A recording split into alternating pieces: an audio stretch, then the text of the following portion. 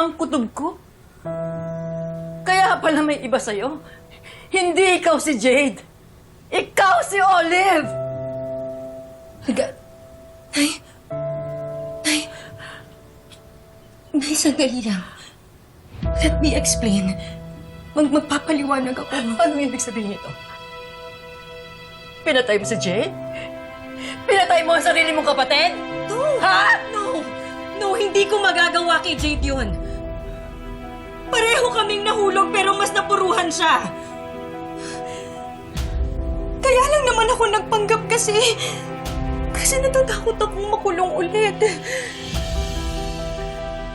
Di ba sabi mo gusto mong bumawi sa akin? Ito na yun. Ito na yung pagkakataon mong bumawi sa akin, please. Please, please. Nakikiusap ako sa'yo, Nay. Nakikiusap ako sa'yo. Huwag mo akong isusumbong. Huwag mong sasabihin sa kanila yung totoo, please. Nagsisisi ako na pinamigay ko kayo ni Jade nung bata kayo. Pero hindi ko inaasahan na magiging ganito ang tas naman. Oo, mahal kita. Anak kita eh. Pero sa Emma, mahal ko rin. Pero itong ginagawa mo, hindi tama to.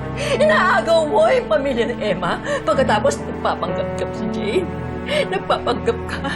Alam mo, ang sama-sama.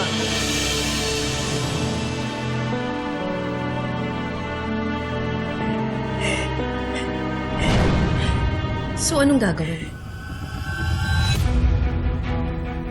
Isusumbong mo ko? Sasabihin mo sa kanilang totoo?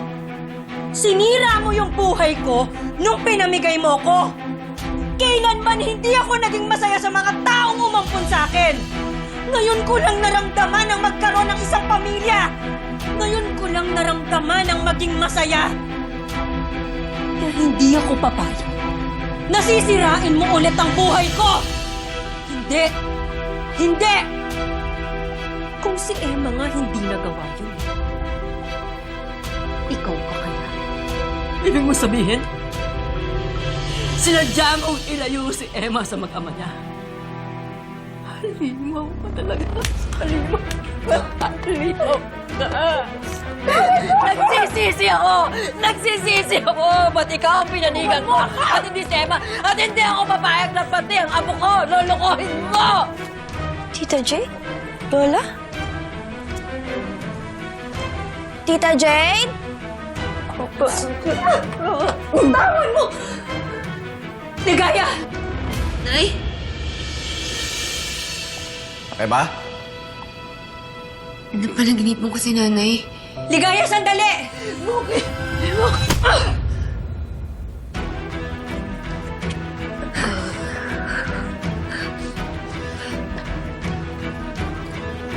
Lola! Nandyan po ba kayo?